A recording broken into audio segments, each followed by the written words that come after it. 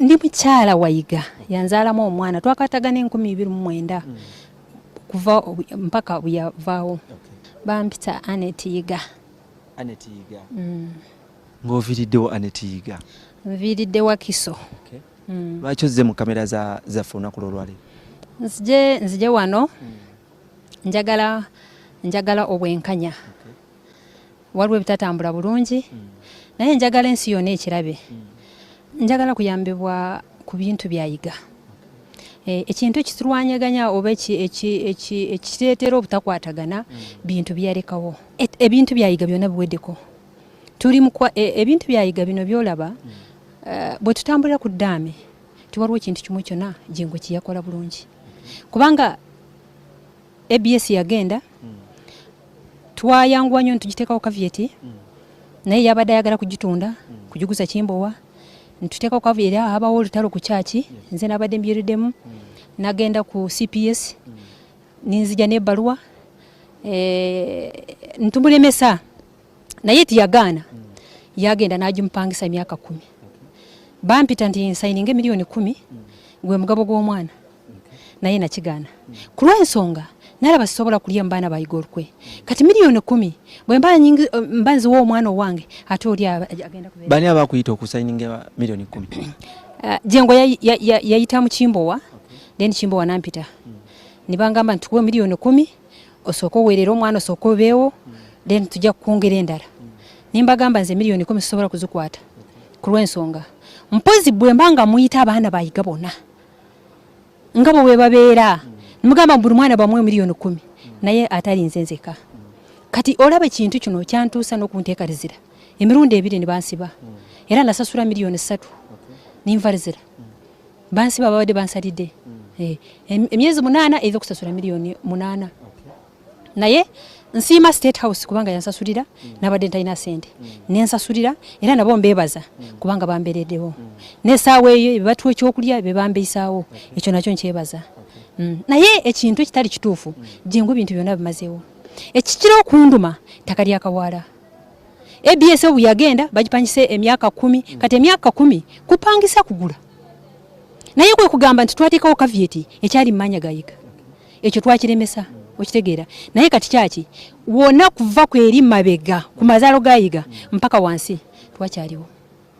Bintu ki ebyo byatunda ebyo ebisinga okubaluma? Anti mataka ga Yiga, TV, Yiga nzenze kandi mu kyaki 2011 nagula TV ezo miliyoni 6. Baziteeka ku gundi. Obutebe nagula obutebe 2. Naye saawa zino TV takyaliwo neji. Generator, standby generator eyabadde supplying amasanyalaze ejo yagenda. Abizayo 8 yagenda. Mukono tutumanyi hika 2.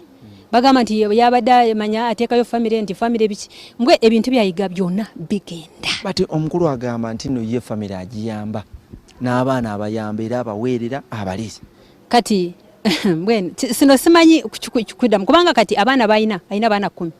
Naye bwagenda mu kooti butwagenda wano square twagenda mu kooti awo omusango gwabadde gulimu ono omukazi Margaret Mutonyi eyaye gusindika mu high court gwamulema ku lw'ensonga yagamba nti yagamba mu kooti Jengo ayina abaana 6.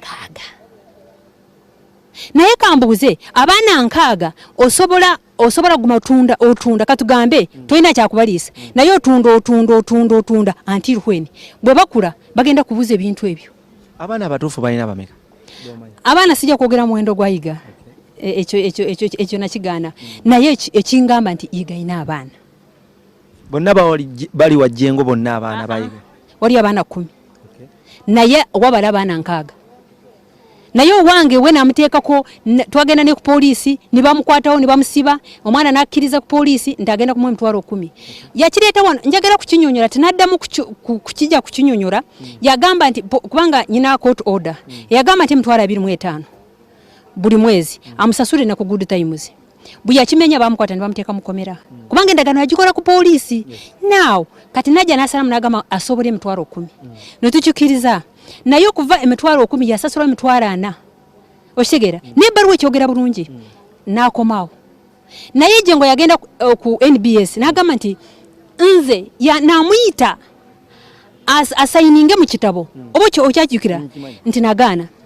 eziyampera ku poliisi naze wano kulaga amazima yampa ku poliisi sente lwaki nagana mu kitabo nyina ensonga esente zinatwala ku poliisi emitwalaga naziteeka mu nsawo nyina kaana kange tunumunju naye nasanga mu nsawo atali mu 11 naddayo ningamba poliisi nibagamba toyina nyengeri yogenda okukikola kubanga wasayiningira kati sirika kibe kyamacho naye nabadde ntasobola kusayininga wali sente niziddamu zigenda oba kitegeera era nakaba maziga mangi naye nakireka namugamba sente mukwate akaunti waliwo akaunti inagulawo mu banka ne Yiga join account twagigulawo omwana oyo weri namwerinya okitegeera Matovu Danera Yiga namugamba omwana ateekewo sente oba kitegeera eiza basiteeka ku ssimu yange naye jengo yagana ayagala kumpa cash zigende namugamba sijja kuddamu kukwata cash no muteeka kikirizibwa bwe bandi talina ssimu osobola kuteeka account ate account naye kuleetera tiwalogamba nti banka eriya sente ekuleeta details ne bwebe myaka 2